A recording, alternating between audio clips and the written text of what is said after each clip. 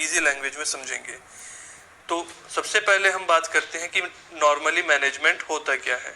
Management हम day to day life में भी देखते हैं। सबसे पहले हम अगर रियल लाइफ एग्जांपल की बात करते हैं तो हम अपने घर को देखते हैं, अपने हाउस होल्ड में देखते हैं कि हमारी मदर है, हमारी मदर पूरे हाउस को मैनेज करके चलती हैं।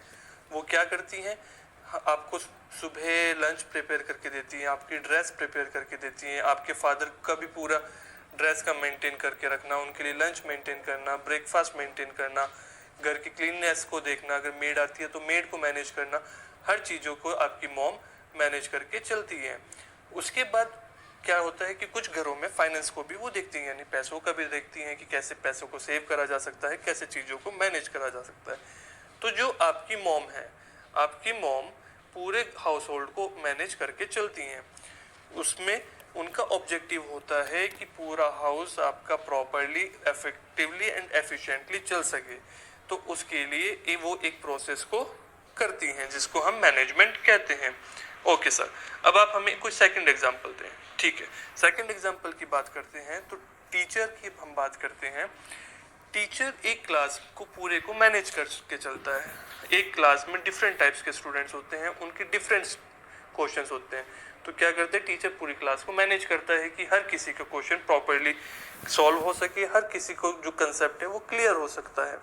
तो उसके लिए टीचर प्रॉपर प्लानिंग करता है और पूरा मेंटेन करके चलता है। तो हम इससे क्या समझते हैं, तो हम अब डेफिनेशन को देखते हैं। सबसे पहले हम डेफिनेशन है, management is a process. Management एक प्रोसेस है। किस चीज़ की प्रोसेस है, ऑफ गेटिंग थिंग्स डन, किसी काम को करने की, with the aim of achieving goal. कोई गोल है आपका, कोई एम है, उसको अचीव करने के लिए। Effectively and efficiently. Effectively and efficiently क्या होता है हम नेक्स्ट वीडियो में देखेंगे। और सिंपली अगर बात करते हैं तो इसका सिंपल वर्ड्स में मतलब होता है प्रॉपर। तो मैनेजमेंट वो प्रोसेस है जो हम किसी अपने गोल को प्रॉपरली अचीव करने के लिए करते हैं। तो जैसे भी हमने एग्जांपल लिया, आपकी मदर का गोल होता है कि गोल होता है आपके पूरे हाउस होल्ड को प्रॉपरली यानी कि इफेक्टिवली एफिशिएंटली मैनेज कर सके। तो उस काम को करने के लिए जिस प्रोसेस को करते हैं वो मैनेजमेंट कहलाती है। तो आपकी मदर पूरे हाउस होल्ड को मैनेज करके चलती है। उसी तरह से एक एग्जांपल हमने टीचर के लिए आता है, एक एग्जांपल लेते हैं ट्रैफिक पुलिस मैनेजिंग ट्रैफिक। जो ट्रैफिक पुलिस होती है पूरे ट्रैफिक को मैनेज करके चलती है कि पूरा ट्रैफिक आपका प्रॉपरली मैनेज हो, कोई जैम ना लगे, कोई प्रॉब्लम ना हो। अब हम इसको एक ऑर्गेनाइजेशन में देखते हैं। एक ऑर्गेनाइजेशन में manager of a company managing all department of a company. अब एक कंपनी में बहुत से डिपार्टमेंट होते हैं, जैसे सेल्स डिपार्टमेंट, परचेज डिपार्टमेंट, आपका मार्केटिंग डिपार्टमेंट। तो हर डिपार्टमेंट को प्रॉपरली मैनेज करना होता है कि हर डिपार्टमेंट के लोग प्रॉपरली इस काम को करें। जो कंपनी का ऑब्जेक्टिव होता है कि हाई से हाई प्रॉफिट कमाना, उनका गोल क्या होता है कंपनी का, हाई प्रॉफिट कमाना, या होता है कि हाई क्वालिटी के प्रोडक्ट मैन्युफैक्चर करना। तो उस गोल को अचीव करने के लिए, प्रॉपरली अचीव करने के लिए मैनेजर क्या करते हैं, सभी डिपार्टमेंट को कंपनी के प्रॉपरली मैनेज करते हैं कि हर चीज़ टाइमली और प्रॉपरली हो सके। उसी तरह से हम देखते हैं management is essential for all organisation. Management जो है वो एसेंशियल होती है सभी ऑर्गेनाइजेशन के लिए, चाहे वो छोटी हो, बड़ी हो, प्रॉफिट वाली हो या नॉन प्रॉफिट वाली हो, सर्विस सेक्टर की हो, मैन्युफैक्चरिंग सेक्टर की हो। ठीक है सर, इसमें क्या बड़ी चीज़ है, तो हमें पता है कि मैनेजमेंट तो हर कंपनी में होता है। जब हमारे घर में मैनेजमेंट हो रहा है तो वो हर कंपनी में भी मैनेजमेंट होगा, चाहे छोटी सी कंपनी में हो या चाहे बड़ी कंपनी हो। सर इसका कोई एग्जांपल दो आप। ठीक है, तो एग्जांपल की बात करते हैं। पहले हम बात करते हैं बड़ी कंपनी की। बड़ी कंपनी कौन सी माइंड में हमारे आता है, रिलायंस, एयरटेल, ये कंपनीज माइंड में आती हैं। तो इन कंपनी की अगर हम बात करते हैं तो मैनेजमेंट इनमें इतनी बड़ी कंपनी है, इतनी लोकेशंस पे है, इनका काम इतना बड़ा काम होता है, प्रॉपरली मैनेज करना होता है ना कि कब किस काम को करें, कैसे करें, ताकि हमारा जो काम है प्रॉपरली चलता रहे। तो अब उसमें देखना होता है कि अच्छा ये एम्प्लॉय आएगा, उससे क्या काम करवाना है। फिर अब रिलायंस है, उसका इतने सारे तरीके के काम होते हैं। रिलायंस स्टोर भी है उनका, जियो भी है उनका, पेट्रोलियम का काम भी है। तो हर चीज़ को मैनेज करना कि कौन सा काम कैसे करना है, तो उस चीज़ को भी मैनेज करना पड़ता है। अब हम देखते हैं किसी स्मॉल कंपनी को। स्मॉल ऑर्गेनाइजेशन कैसी हो सकती है, जैसे कि आप अपने कोई लोकल शॉप को देखते हैं, जैसे वहाँ पे किसी शॉप में क्या होता है कि कुछ एम्प्लॉयज लगे होते हैं, एक तो ओनर होता है, कुछ एम्प्लॉयज होते हैं। अब एम्प्लॉयज क्या होते हैं, जैसे हम क्लोथ की शॉप पे देखते हैं कि हम क्लोथ की शॉप पे गए, एम्प्लॉयज आपको क्लॉथ दिखाते हैं, तो मैनेजर जो वहाँ का ओनर होता है वो क्या करता है, उन सबको मैनेज करके चलता है। वो ये देखता है कि कौन सा पर्सन क्या काम करेगा, कैसे जब कस्टमर आता है तो उसको कैसे अटेंड करना है और क्या क्या चीजें करनी है। उसी तरह से चाहे प्रॉफिट हो या नॉन प्रॉफिट ऑर्गेनाइजेशन हो, जैसे प्रॉफिट वाली सभी कंपनी नॉर्मली प्रॉफिट की होती है, नॉन प्रॉफिट जैसे हॉस्पिटल, स्कूल, वहाँ पे भी मैनेजमेंट चाहिए। सर्विस की हो या मैन्युफैक्चरिंग की हो, कोई मैन्युफैक्चरिंग जैसे कुछ प्रोडक्ट बना रही है, आपके मोबाइल टीवी बनाने वाली कंपनीज हैं तो वो भी मैनेजमेंट करती हैं। और सर्विस सेक्टर की अगर कोई होती है जो सर्विस प्रोवाइड कर रही है, जैसे मैंने अभी बताया स्कूल और हॉस्पिटल, तो वहाँ पे भी होता है। दूसरी चीज, management is universal. Management universal है, मतलब मैनेजमेंट हर जगह एग्जिस्ट करता है और ये पूरे all over the world apply होता है, चाहे वो इंडिया हो, यूएसए हो, चाइना हो, ये कोई और कंट्री हो। यानी कि इसका मतलब है ये परवेसिव है, कोई भी ऑर्गेनाइजेशन हो, छोटी हो बड़ी हो, इंडिया में हो, चाइना में हो, यूएसए में, हर जगह रहेगी। मल्टी डायमेंशनल है, यानी कि हर चीज का इसमें मैनेजमेंट होता है, चाहे वर्क हो, पीपल हो या ऑपरेशन हो। ये कंटिन्यूस है, यानी कि मैनेजमेंट लगातार चलते रहने वाला काम है। ये नहीं कि आज मैनेजमेंट कर लिया फिर आपने 10 दिन बाद छोड़ दिया। अब मदर आपके घर को कंटिन्यूसली रोज मैनेज करती है ना, ये तो नहीं कि एक दिन करके फिर 10 डेज की लीव पे चली गई। उसी तरह से फिर ग्रुप एक्टिविटी है, यानी कि इसमें बहुत सारे लोग आपके एक साथ काम करते हैं, डिफरेंट डिफरेंट तरीके के लोग होते हैं जो आपस में काम करते हैं। अब इसके बाद हम दो फंक्शन कैरेक्टरिस्टिक्स इसके और देखते हैं।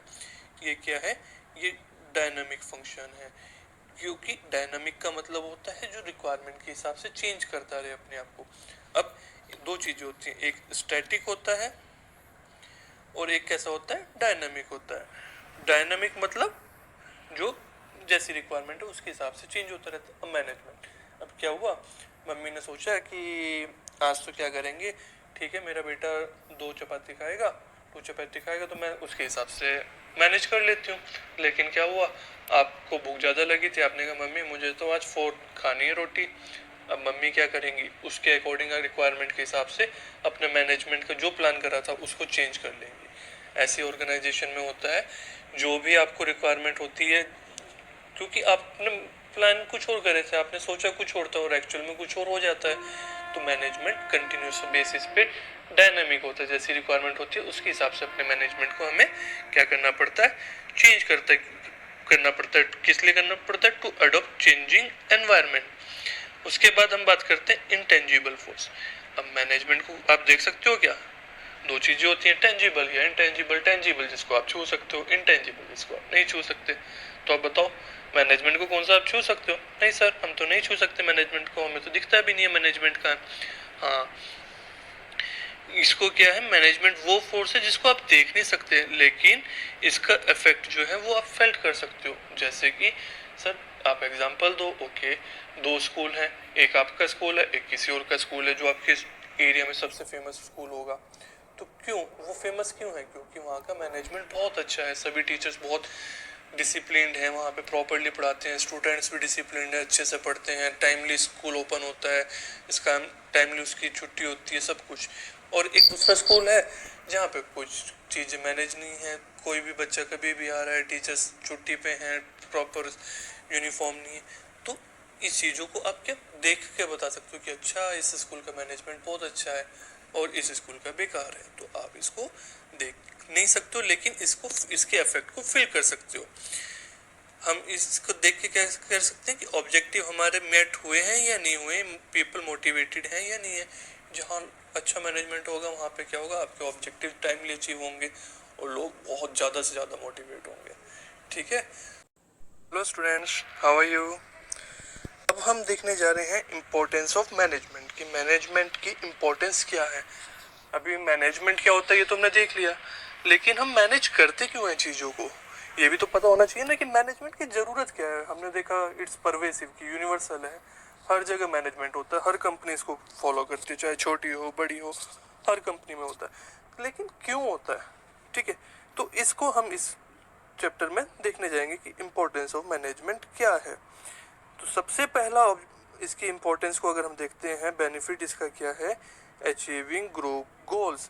जो आपके ग्रुप के गोल होते हैं उसको अचीव करने के लिए, यानी कि आपकी कंपनी, अगर एक कंपनी है उसका गोल है हाई प्रॉफिट अर्न करना और बेहतर से बेहतर क्वालिटी के प्रोडक्ट्स मैन्युफैक्चर करना, तो आपके पूरे ग्रुप मतलब कंपनी में जितने भी लोग कर रहे हैं सबका एम क्या है, गोल क्या है, हाई प्रॉफिट अर्न करना। तो अगर आप चीजों को प्रॉपरली मैनेज करके चलोगे तो आप हाई प्रॉफिट अर्न कर सकोगे। अदरवाइज क्या होगा कि कोई लॉस करता रहेगा, कोई पर्सन आपको चीजों को अटेंड नहीं कर पाएंगे प्रॉपरली, तो आपको आपका गोल अचीव नहीं कर पाएंगे।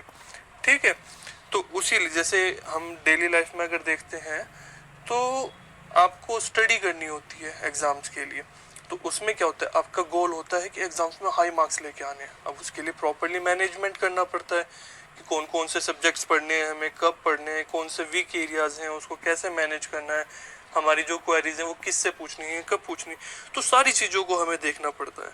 तो अब इसको हम रीड करते हैं एक बार। Management helps in achieving group goals. जो मैनेजमेंट है वो हमें हेल्प करता है हमारे ग्रुप गोल्स को अचीव करने के लिए। जो कंपनी में मैनेजर होता है वो क्या करता है, कॉमन डायरेक्शन देता है इंडिविजुअल एफर्ट्स को। यानी कि अब एक जो पर्सन है, एक एम्प्लॉय है जो वहाँ पे वर्कर होता है, वो गुड्स को इधर से उधर ले जाके रखता है, दूसरा उसको मैन्युफैक्चर करता है, मैन्युफैक्चर में भी कोई कुछ कर रहा है, कोई कुछ कर रहा है, एक सेल टीम है, तो उन सबको मैनेजर क्या करते हैं, कॉमन डायरेक्शन देते हैं कि हाँ तुम ये सब काम करो, लेकिन एक चीज ध्यान रखना कि कम से कम लॉस हो और फटाफट काम हो और परफेक्ट काम हो। ठीक है ना, तो वो इनको एक डायरेक्शन, कॉमन डायरेक्शन देते हैं। कैसे होता है, प्रॉपर मैनेजमेंट के कारण। In achieving overall goal of the organisation का पूरा जो गोल है ओवरऑल वो अचीव करने के लिए। फिर इसके बाद क्या, इंक्रीज एफिशिएंसी, हमने पढ़ा था एफिशिएंसी इंक्रीज करता है। जब मैनेजमेंट की डेफिनेशन पढ़ी थी तो उसमें भी था कि हमारा मैनेजमेंट करते क्यों है, ताकि गोल जो है हमारे कैसे अचीव हो सकते हैं, इफेक्टिवली एंड एफिशिएंटली अचीव हो जाए। तो इसीलिए मैनेजमेंट भी क्या करता है, हमारी एफिशिएंसी को बढ़ा देता है ताकि हम बेहतर से बेहतर काम कर सकते हैं, परफेक्टली काम कर सकते हैं, विदाउट एनी एरर, टाइमली कर सकते हैं, मिनिमम वेस्टेज ऑफ रिसोर्सेज को करके। Management increases efficiency by using resources. हमारे जो भी रिसोर्सेज हैं, रिसोर्सेज मतलब आपके पास लिमिटेड पैसा होता है, आपके पास लिमिटेड टाइम है, लिमिटेड लेबर है, तो उन्हीं को यूज करके in the best possible manner, जो भी बेस्ट तरीके से आप उसको यूज कर सकते हैं। अगर आपके पास 100 रुपीज है, ठीक है, आपके पास 100 रुपीज ही है, उसको आपको कुछ यूज करना है, आप तो एक तरीका क्या, आपने उसको गए और ऐसे खर्च कर दिए बिना देखे, तो वो पैसे वेस्ट हो जाएंगे, आपको कम चीजें मिलेंगी। दूसरी तरफ क्या है कि आपके पास 100 रुपीज है, आप सोचते हैं कि अच्छा मैं ऐसा करता हूँ, मैं इतने की तो ये चीज ले लेता हूँ, इतने की ये चीज ले लेता हूँ और मेरा पर्पस सॉल्व हो जाएगा। जैसे कि आपके पास 100 रुपीज से आपको कॉपी और पेन दोनों चाहिए था, आप क्या गए, मार्केट में गए, मार्केट में जाके आपने 150 रुपीज का पेन ले लिया, कहा कि मुझे पेन दे दो, उन्होंने कहा कि ये तो 150 का, आपने कहा चलो मुझे सस्ते वाला दे दो, आपने 100 रुपीज का पेन ले लिया। अब क्या हुआ, आपके पास पेन तो अच्छा आ गया लेकिन कॉपी तो नहीं आ पाई, अब लिखोगे कैसे। दूसरी तरफ आपने क्या, उसको मैनेज किया कि जो भी आपके रिसोर्सेज थे, आपके पैसे थे, कि उसको बेस्ट पॉसिबल मैनर में हो सकता है कि आपको सब चीजें ज्यादा से ज्यादा यूटिलिटी जो है वो हो सके उन चीजों की। अब इसमें क्या, मैनेजमेंट की एफिशिएंसी बढ़ जाती है रिसोर्सेज को बेस्ट पॉसिबल में यूज करके, to reduce cost and increase productivity. कि ठीक है मेरे पास 10 ही लेबर है, तो 10 लेबर को मैं कैसे मैनेज करूं, उनसे कैसे काम करवाऊं कि मेरे पास कम से कम खर्चा हो, कम से कम नुकसान हो और ज्यादा से ज्यादा एफिशिएंसी, प्रोडक्टिविटी ज्यादा से ज्यादा हो, कि मुझे 1 घंटे में 100 प्रोडक्ट्स मैन्युफैक्चर हो जाए और उसमें से खराबी भी कम हो। तो ये सब मैनेज अगर आप प्रॉपरली मैनेज कर लेते हो तो आपकी एफिशिएंसी भी इंक्रीज हो जाती है। फिर अगला है क्रिएट्स डायनामिक ऑर्गेनाइजेशन। एक डायनामिक ऑर्गेनाइजेशन क्रिएट करने में हेल्प करता है। डायनामिक का मतलब होता है, मैंने लास्ट वीडियो में भी बताया था आपको, कि जो एज पर रिक्वायरमेंट चेंज होता रहता है। डायनामिक है वो पर्सन, बड़ा डायनामिक है, यानी कि मतलब अट्रैक्टिव है और जैसी रिक्वायरमेंट होती है उसके आजकल के हिसाब से है। तो अब क्या होता है, कंपनी में आपने सोचा कुछ था, होता कुछ है, ठीक है ना, मतलब जरूरी नहीं जैसा आप सोचो कि चीजें वैसी ही हो। तो जो भी रिक्वायरमेंट अगर चेंज होती है कुछ सिचुएशन, तो आप प्रॉपरली मैनेज करके अगर चलते हो तो फिर आप क्या कर सकते हो, उन चीजों को प्रॉपरली मैनेज कर पाओगे और अकॉर्डिंगली आप अपने मैनेजमेंट की, अपनी प्लानिंग को चेंज कर सकते हो। Management helps in create dynamic organisation which could adapt changing situations easily.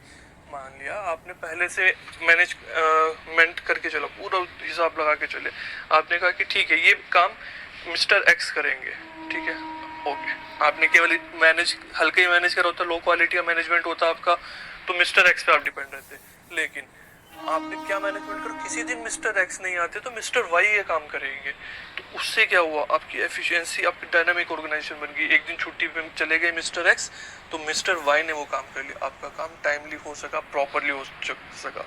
तो प्रॉपर मैनेजमेंट से आपकी जो चेंजिंग सिचुएशंस होती हैं उसको भी आप प्रॉपरली टैकल कर पाते हैं।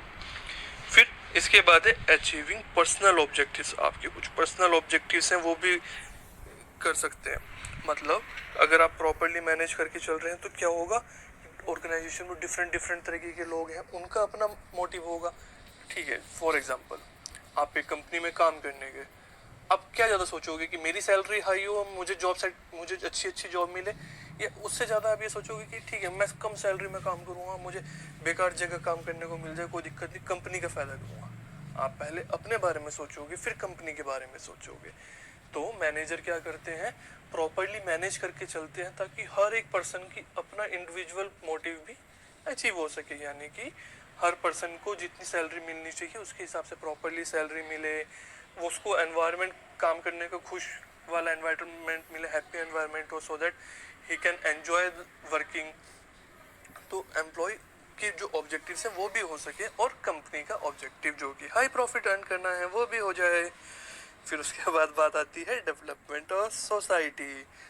ओके, कंपनी ने अपना फायदा देख लिया, एम्प्लॉय का फायदा देख लिया, अब बात आती है सोसाइटी की। जिस सोसाइटी में आपने कंपनी बनाई है, लोगों का भी तो सोचना पड़ेगा। तो अब क्या होता है, मोस्टली कंपनीज में क्या होता है, पॉल्यूशन करती हैं, दिक्कतें होती हैं, फिर पॉल्यूशन में वाटर पॉल्यूशन, एयर पॉल्यूशन, ये सब करके रखती हैं। कंपनी अपना फ़ायदा कमाई जा रही है, वहाँ पे एम्प्लॉयज़ को अच्छी सैलरी दे रही है, लेकिन आसपास के लोगों को परेशानी हो रही है। तो उसका क्या सॉल्यूशन रहता है, अगर कंपनी प्रॉपरली मैनेज करके चलती है, स्टार्टिंग से जब कंपनी बनानी होती है, वो कौन सी लोकेशन लेगी, कहेगी कि यहाँ के लोगों को दिक्कत नहीं होनी चाहिए, इसलिए मैं सोसाइटी से, जो जहाँ पे लोग रहते हैं उससे थोड़ी दूर अपनी फैक्ट्री बनाती हूँ। वो फैक्ट्री थोड़ी दूर होती है, जैसे आप देखते हो कि आपके एरिया में भी जहाँ पे मेन रेजिडेंशियल एरिया होता है उससे थोड़ी दूर होती है फैक्ट्री। फिर प्रॉपरली मैनेज करके रख सकती हैं कि अच्छा पानी को मैं, जो मेरा वाटर पॉल्यूशन ना हो, इसलिए मैं वेस्टेज होगी उसको इस तरह से मैनेज कर लूँगी। कंपनी अपने बारे में सोचती है कि और प्रॉपरली मैनेज हो जाए, एयर पॉल्यूशन भी कम हो, तो वो सब।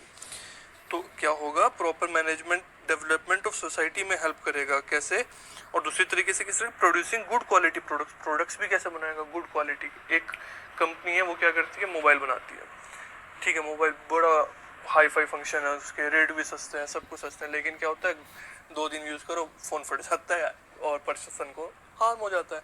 नहीं, वो कंपनी ऐसा नहीं करती। कंपनी का मोटिव क्या रहता है नॉर्मली, अगर प्रॉपर मैनेजमेंट है, कि हम हाई क्वालिटी का प्रोडक्ट दें ताकि लोगों को उससे फ़ायदा मिले। क्रिएटिंग एम्प्लॉयमेंट अपॉर्चुनिटीज़, एम्प्लॉयमेंट की अपॉर्चुनिटीज़ देती हैं कि आसपास के लोगों को एम्प्लॉयमेंट मिलता है। जब भी कंपनी खुलती है नहीं पे, तो वहाँ पे उसको एम्प्लॉयज़ चाहिए होते हैं। एम्प्लॉयज़ कहाँ से आएंगे, आसपास के एरिया से आएंगे। तो अगर आप प्रॉपर मैनेज करके चलते हैं तो मैनेजमेंट आपको सोसाइटी के डेवलपमेंट में इस तरह से भी हेल्प करता है, और नई नई टेक्नोलॉजी हेल्प करने में करता है। आप प्रॉपरली मैनेज करके चलोगे तो आपको पता रहेगा, अच्छा मार्केट में न्यू टेक्नोलॉजी आई है, मैं इस न्यू टेक्नोलॉजी को एडॉप्ट करता हूँ, इस तरह से, ठीक है। तो हमने मैंने इंपॉर्टेंस ऑफ मैनेजमेंट में देखा, एक बार फटाफट हम इसको रिवाइज करते हैं। सबसे पहला क्या है, जो भी आपके ग्रुप का ऑब्जेक्टिव है, जैसे हाई प्रॉफिट अर्न करना है, हाई क्वालिटी के प्रोडक्ट्स मैनेज करना है, बनाना है, वो सब। फिर एफिशिएंसी बढ़ जाती है, सब कुछ प्लान है तो सब कुछ परफेक्टली काम होता है, बिना लॉस के होता है, टाइमली होता है, सब कुछ बढ़िया तरीके से होता है। फिर डायनेमिक ऑर्गेनाइजेशन, आपने पहले से प्रॉपरली मैनेज करके रखा है, तो क्या कर सकते हैं कि ठीक है अगर ये सिचुएशन गड़बड़ा गई तो ऐसे कर लेंगे, प्लान बी बना के चलते हैं कि ठीक है मिस्टर एक्स ने अगर छुट्टी ले ली तो उस दिन मिस्टर वाई वर्क कर लेगा। और पर्सनल ऑब्जेक्टिव भी अचीव होते हैं कि जितने एम्प्लॉयज़ हैं उनका अपने ऑब्जेक्टिव भी अचीव हो सकते हैं। फिर डेवलपमेंट ऑफ सोसाइटी, मैनेजमेंट क्या भी ये भी देखती है कि सोसाइटी का भी वेलफेयर हो, हाई क्वालिटी के प्रोडक्ट्स हो, वहाँ पे एम्प्लॉयमेंट अपॉर्चुनिटीज़ जनरेट करें और लेटेस्ट टेक्नोलॉजी को फॉलो करें। हाँ, अब आपको अगर वीडियो पसंद आई है इसको लाइक जरूर अभी तक आप मेरी प्रीवियस वीडियोस देख चुके हैं, तो अभी नेक्स्ट वीडियो में हम आते हैं और इस बार और फर्दर लेके जाते हैं फर्स्ट चैप्टर को अपने, और हम पढ़ते हैं कि मैनेजमेंट के ऑब्जेक्टिव क्या होते हैं। सर पढ़ तो लिया है ना कि मैनेजमेंट का मीनिंग क्या होता है, मैनेजमेंट के इंपॉर्टेंस क्या है, उसके कैरेक्टरिस्टिक्स वगैरह, मतलब सब चीज़ें देख तो ली है, फिर ऑब्जेक्टिव का क्या रह गया। हाँ स्टूडेंट्स, बच्चों, जो हमने पढ़ा है ये उसी से मिलता जुलता है, तो हमारे लिए तो इजी अच्छी बात है ना कि एक कंसेप्ट और हमारा उसी बेस पे हो जाएगा। तो ऑब्जेक्टिव ऑफ मैनेजमेंट देखा जाए तो उन्हीं सब से मिलता है, मिलके बना है। जो मैंने आपको डेफिनेशन में क्लियर कर दिया था वही पूरे चैप्टर में आपको डिटेल में देखने के लिए मिलेगा।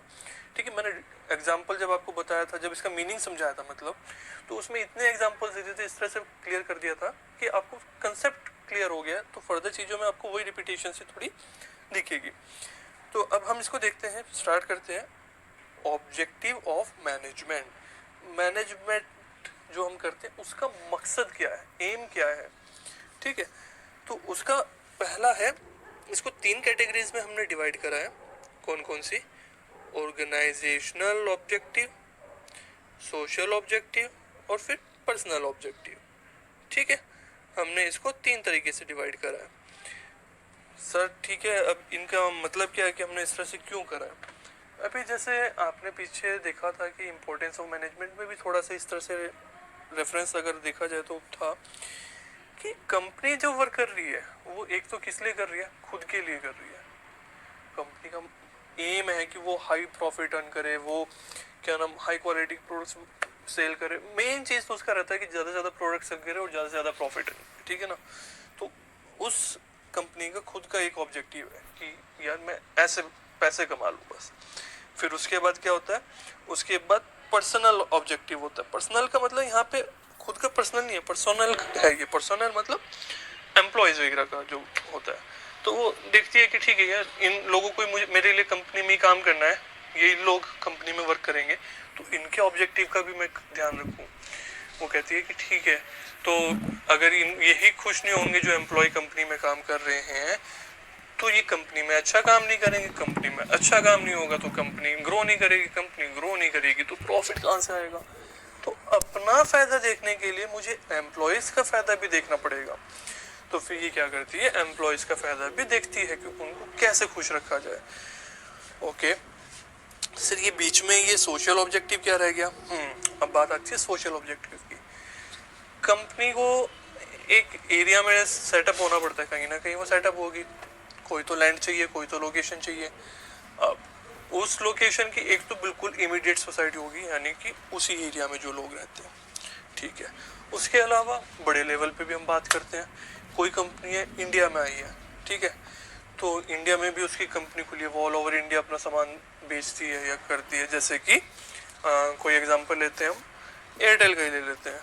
ठीक है, तो एयरटेल का अगर हम एग्जांपल लेते हैं तो क्या करते हैं कि पूरे इंडिया में कर रही है। वो कब तक फायदा नहीं होगा उसको, वो कैसे स्टे कब करेगी, जब जिन लोगों के बीच में वो काम कर रही है, जिन लोगों के से पैसा अर्न करना है, उनको फायदा ना दे, यानी कि सोसाइटी को फायदा ना दे। जब तक वो कस्टमर को बेनिफिट नहीं देगी तो कस्टमर उसके पास क्यों जाएगा, और जब तक कस्टमर उसके पास नहीं जाएगा तो उसके पास पैसा कहाँ से आएगा। ठीक है ना, तो इन चीज़ों को हम अब डिटेल में समझते हैं कि किस चीज़ में क्या कहा है। ऑर्गेनाइजेशनल ऑब्जेक्टिव सबसे पहला हमारा है, ऑर्गेनाइजेशनल ऑब्जेक्टिव। ऑर्गेनाइजेशन के क्या क्या ऑब्जेक्टिव है? सबसे पहला है सर्वाइवल। पहला तो उसका है कि भाई मैं सरवाइव कर लूँ। कोई भी कंपनी आती है उसका मकसद एम होता है हमारा कंपनी का कि मैं सरवाइव कर लूँ, यानी कि मैं बस बनी रहूँ, ऐसा ना हो कि मुझे 2-3 साल में बंद होके चला जाना पड़े। तो उसके लिए क्या सोचते हैं वो कि मैं अर्न कर लूँ एनफ रिवेन्यूज, मैं टू कवर कॉस्ट, कि मैं एटलीस्ट इतने रिवेन्यू, इतना इनकम तो जनरेट कर लूँ कि मैं जितना खर्चा बेयर कर रही हूँ कि उतना तो मैं सह लूँ। ठीक है ना, अब क्या होता है, एग्जाम्पल लेते हैं, इसको भी हम हर चीज़ को बहुत डिटेल में एग्जाम्पल्स के साथ लेके समझेंगे, ताकि so that when ever you read it और आपको बुक में कभी देखना पड़े तो आपको एकदम एग्जाम्पल्स याद आए और सोचना ना पड़े कि क्या था या क्या। एग्जाम्स में भी आपको रटना नहीं पड़ेगा, you don't need to cram. आप उन्हीं एग्जाम्पल्स के थ्रू आपके माइंड में होंगे, अंडरस्टैंडिंग आपको क्लियर होगी, तो आप क्वेश्चन को प्रॉपरली लिख सकते हो। एग्जाम्पल्स लिखोगे वहाँ पे तो एग्जामिनर को भी लगेगा अरे वाओ स्टूडेंट ने बुक से अलग कुछ पढ़ा है, इसको कुछ अलग आता है, और वो फिर आपको हाई मार्क्स मिलेंगे उस हिसाब से। तो बात आती है कि हाँ हमने पढ़ा भी, रेवेन्यू तो अर्न कर ले जितनी उसकी कॉस्ट होती है, ठीक है। अभी हमने क्या करा, एक शॉप खोली, शॉप का रेंट जाता है 20,000 रुपीज़ पर मंथ। अब क्या होगा, आपको सबसे पहला टारगेट क्या होगा कि भाई मेरे पास 20,000 रुपीज़ की तो अर्निंग हो जाए ताकि मैं एटलीस्ट रेंट तो बियर कर लूँ। उसके बाद प्रॉफिट एक्स्ट्रा अर्न करना तो अलग चीज़ है, ठीक है ना। पहले मैं इतना तो अर्न कर लूँ कि मेरी जितना खर्चा आ रहा है वो मैं बियर कर लूँ, वरना क्या होगा, आप अर्न कर रहे हो 2000 का रेंट दे रहे हो, तो अपनी जेब से कितने दिनों तक 18,000 एक्स्ट्रा पे करते रहोगे। तो इसलिए कि उसका पर्पस होता है सरवाइव करना। फिर होता है प्रॉफिट अर्न करना। प्रॉफिट अर्न होना होता है जब कॉस्ट से ज्यादा आप अर्न करो, मतलब 20,000 रुपीज इनिशियली करे, वो तो आपके सर्वाइवल के लिए जरूरी हो गया कि ठीक है वहां तक का मेरी इनकम हुई, अब मैं नो लॉस नो प्रॉफिट, मेरा जितना आया उतना मेरा चला गया। अब उसके बाद आपका पर्पस हो जाता है प्रॉफिट अर्न करना, कि ठीक है अब मैं इतनी मेहनत कर रहा हूँ तो मुझे कुछ मिले तो ना, मैं इतना रिस्क ले रहा हूँ और इतनी कॉस्ट बेयर कर रहा हूँ, इतनी मेहनत कर रहा हूँ, तो उसके ऊपर प्रॉफिट अर्न करना। फिर होता है ग्रोथ करना, टू इम्प्रूव फ्यूचर प्रोस्पेक्ट। अब प्रॉफिट आना शुरू हो गया, मैंने ठीक है पर मंथ मेरे 20,000 रुपीज रेंट के देने के बाद और 30,000 बच गए हैं। अब जब भी कोई पर्सन होता है तो वो क्या चाहता है कि मैं और ग्रो करता रहूं, और ग्रो करता रहूं, और ग्रो करता रहूं, है ना। तो चाहता है कि अभी मैं 30,000 रुपये कमा रहा हूँ, नेक्स्ट मंथ में या नेक्स्ट ईयर से मैं 40,000 कमाऊँ, फिर 50 कमाऊँ, इस तरह से मेरी ग्रोथ होती रहे। तो ऑर्गेनाइजेशन चाहती है कि उसकी भी ग्रोथ होती रहे। फिर बात आती है सोशल ऑब्जेक्टिव्स। सर ये तो हमने पढ़ा था, हाँ बाबू ये तो हमने पढ़ा था, इसमें सब वही है। सोशल ऑब्जेक्टिव का मतलब होता है सोसाइटी को बेनिफिट देना, जैसे कि like using environmental friendly practices, कि आप पॉल्यूशन ना क्रिएट करो, पानी में पॉल्यूशन ना दो, एयर में पॉल्यूशन ना दो, सब चीज़ों का। And giving employment to disadvantage section of the society.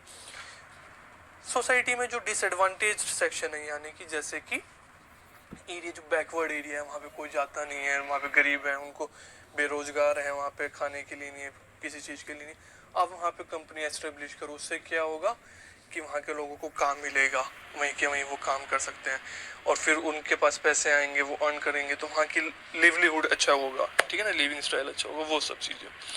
फिर इसके बाद पर्सोनल हम देख चुके हैं, ठीक है। उसमें क्या था, because diverse personal objectives organisation have to be reconciled with organisational objectives. यानी कि जो एम्प्लॉयज के ऑब्जेक्टिव हैं, उनका ऑब्जेक्टिव क्या है, मुझे बहुत अच्छी सैलरी मिले, मुझे ऐसी जगह काम करने को मिले जहाँ पे सब मेरी रेस्पेक्ट करें, जहाँ मैं खुशी खुशी काम कर सकता हूँ, जहाँ पे हर चीज़ के लिए मुझे सेटिस्फेक्शन हो। तो एम्प्लॉयज़ को वो सब देना और उसको मैनेज करके चलना कि ऑर्गेनाइजेशन का ऑब्जेक्टिव, यानी कि ज़्यादा से ज़्यादा प्रोडक्ट सेल करना, अच्छी क्वालिटी के, हाई प्रॉफिट अर्न करना, वो एम्प्लॉय भी खुश रहे और हमारा पर्पस काम भी हो जाए, हमारे ऑब्जेक्टिव भी मिल जाए। तो ठीक है, आई थिंक आपको ये क्लियर हो गया होगा सब। अगर फिर भी कोई डाउट होता है आप कमेंट सेक्शन में मुझसे पूछ। मैनेजमेंट इज एन आर्ट और साइंस। मैनेजमेंट आर्ट है या साइंस है, दोनों में से क्या है, या फिर मैनेजमेंट, दोनों ही चीजें हैं, ठीक है।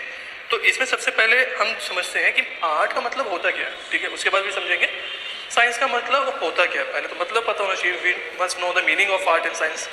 After that we will evaluate whether it is a management is a art और it is a science, okay. चलो पहले हम बात करते हैं मैनेजमेंट एज अ आर्ट। क्या ये आर्ट के तौर पे हम इसको देखते हैं। सबसे पहले है मतलब आर्ट का। Art refers to skilful and personal application of existing knowledge. Art किसे कहते हैं, आर्ट ड्राइंग वाली आर्ट नहीं है जो हम स्कूल में बनाते थे, पेंटिंग ड्राइंग, वो आर्ट नहीं। आर्ट का मतलब है योर स्किल्स, कि आपकी कला है, आपके पास कुछ एक नॉलेज है, ऑलरेडी आपके पास कोई नॉलेज है और उस नॉलेज को यूज करके आप कोई काम कर रहे हो, ठीक है।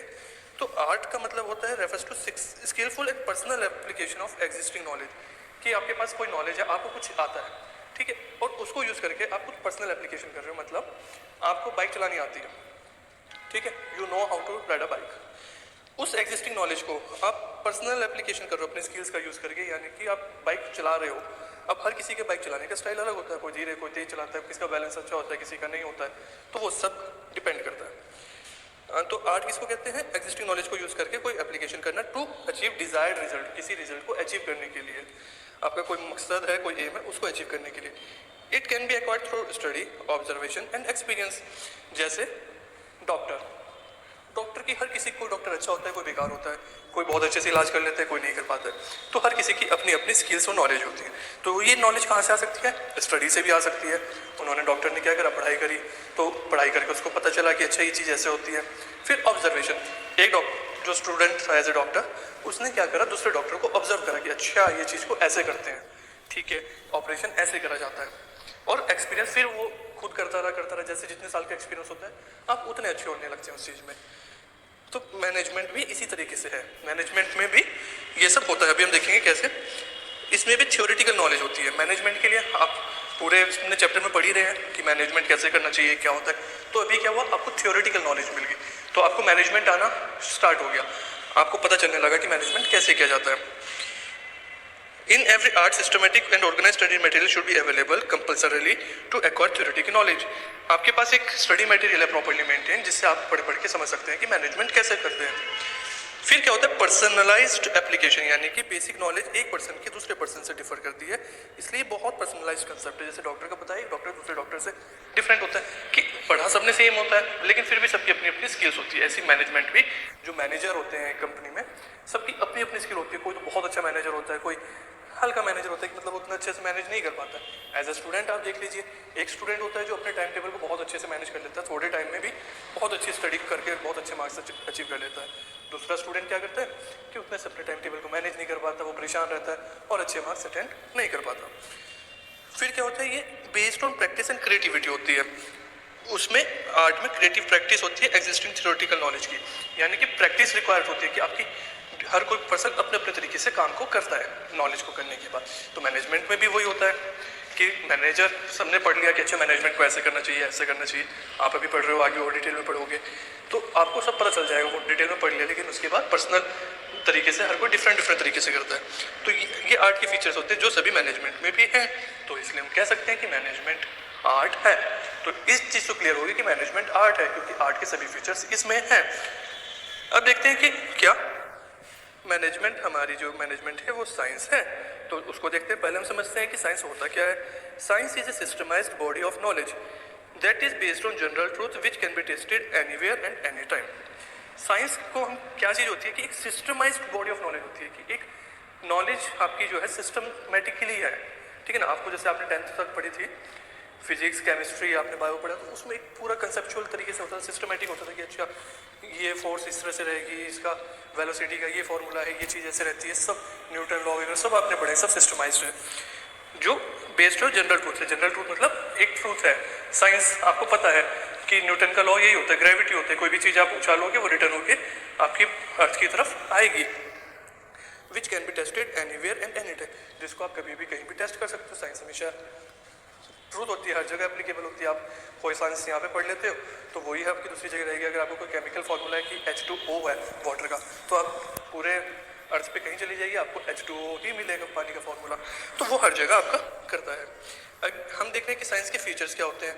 साइंस के फीचर क्या होते हैं, सिस्टमाइज्ड बॉडी ऑफ नॉलेज। अभी मैं बताया कि वो सिस्टमाइज्ड बॉडी ऑफ नॉलेज होती है जो प्रिंसिपल और एक्सपेरिमेंट के बेस पे होता है, ठीक है ना। कुछ एक्सपेरिमेंट करें, कुछ आपके प्रिंसिपल मतलब कुछ आपके लॉ है, कुछ रूल्स हैं उनके, तो उसके हिसाब से डेवलप हुई है साइंस। तो इस तरह से तो देखा जाए मैनेजमेंट भी ऐसे। मैनेजमेंट का भी क्या है, आपको अगर पता है कि ठीक है मुझे पहले प्लानिंग करनी है, सबसे पहले प्लानिंग कंटिन्यूस प्रोसेस है, ये सब अभी आप आगे फर्दर चैप्टर्स में पढ़ेंगे। तो हर जगह आप दुनिया में कहीं भी चले जाओ, प्लानिंग में वो मैनेजमेंट की सबसे फर्स्ट स्टेप क्या होता है, प्लानिंग ही होता है। आपको पता है कि सिस्टमाइज्ड इस तरह से करना है। Principle based on experiments and observation, कि साइंस कैसे होता है, साइंस का पता कैसे चलता है, एक्सपेरिमेंट करते हो कोई, अच्छा इस केमिकल को उस केमिकल में, अरे ये चीज़ हो गई। न्यूटन ने क्या देखा कि अच्छा ये पेड़ पे से एप्पल आके जमीन पे गिर रहा है, तो एक्सपेरिमेंट हुआ कि अच्छा ये ऐसे। एक्सपेरिमेंट करते रहते हैं हमारे साइंटिस्ट, तो उनको नई नई चीज़ों का पता चलता रहता है। उसी तरह से मैनेजमेंट भी क्या होता है कि एक्सपेरिमेंट कर करके पता चलता है। आपने देखा अगर हम इस चीज़ को ऐसे मैनेज करेंगे तो ये हमारे लिए फ़ायदेमंद होगी। हमें क्या करना है कि ठीक है हमें ये प्रोडक्ट बनाना है, फॉर एग्जांपल हमें एक मोबाइल बनाना है। ओके, मोबाइल बनाने में क्या है कि हम अभी तक तो इस तरह से बना रहे थे, लेकिन हमने कुछ उसमें देखा कि ठीक है, हम इसका कैमरे में ये सेटिंग कर देते हैं तो हमारे कैमरे क्वालिटी बढ़िया हो जाएगी और हमारा जो मैनेजमेंट आपका क्वालिटी है प्रोडक्ट की वो अच्छी हो जाएगी। तो ये आपने ऑब्जर्व करके देखा तो उससे आपकी मैनेजमेंट जो है इसकी अच्छी हो गई। यूनिवर्सल वैलिडिटी, अभी मैंने आपको बताया मैनेजमेंट तो कहीं जाके देख लो आपको हर जगह इक्वली रहना चाहिए। आपको इंडिया में देख लो, यूएसए, चाइना, कहीं भी देख लो, हर जगह सेम ही रहना है आपका। तो मैनेजमेंट भी, साइंस भी यूनिवर्सल होता है, मैनेजमेंट भी आपका यूनिवर्सल होता है। लेकिन क्या है कि इसमें थोड़ा आपका चेंज होता है। मतलब साइंस का तो क्या है कि एग्जैक्ट 100% आपको पता होता है कि ये चीज़ ऐसे ही होगी, ये आपको श्योरिटी है कि आप इस चीज़ को ऐसे करेंगे तो ऐसा ही रिजल्ट आएगा। मैनेजमेंट में क्या होता है, ठीक है, आपको पता है कि मुझे इस चीज़ को ऐसे करना चाहिए और ऐसे काम हो, लेकिन कभी वैसे नहीं हो सकता। आपने सोचा था कि ठीक है मैं डेली जो है 2 आवर्स अकाउंट्स पढ़ूंगा, 1 आवर्स बिजनेस, इकोनॉमिक्स और इंग्लिश, मतलब 1 आवर पर सब्जेक्ट, और एग्जाम तक मेरा सिलेबस कवर हो जाएगा। बहुत सारे स्टूडेंट्स ने फॉलो करा, ये हो गया। लेकिन क्या हुआ, आपने फॉलो करा तो आपका क्या था, बिजनेस इकोनॉमिक्स तो बहुत स्ट्रॉन्ग थी क्योंकि आपने फ्यूचर से पढ़ा था, तो जस्ट किडिंग, तो आपको बहुत अच्छे थे उस सब्जेक्ट आपका। तो उसमें तो आपको क्या चाहिए था, केवल हाफ आवर की स्टडी भी चाहिए थी, तो भी आपके लिए बहुत थी। अकाउंट्स आपने इतने अच्छे से नहीं पढ़ा था तो उसमें कुछ ज़्यादा लेबर की रिक्वायरमेंट थी। तो ये मैनेजमेंट का प्रिंसिपल सबने फॉलो करा, सही रहा, लेकिन आपके ऊपर अप्रूव प्रॉपर्ली नहीं हुआ एप्लीकेबल। तो इसीलिए क्या किया, प्रिंसिपल ऑफ मैनेजमेंट एग्जैक्ट नहीं है, प्योर साइंस नहीं है। साइंस तो एकदम प्योर होती है कि ऐसे ही होगा, लेकिन वैसे ये साइंस जैसी ही है, तो इसको हमें प्योर साइंस नहीं कहेंगे, हम इसे क्या कहेंगे, इन एग्जैक्ट साइंस। ओके, तो ये कुछ आर्ट तो पूरी तरह से है, लेकिन साइंस कुछ लिमिट तक है, कुछ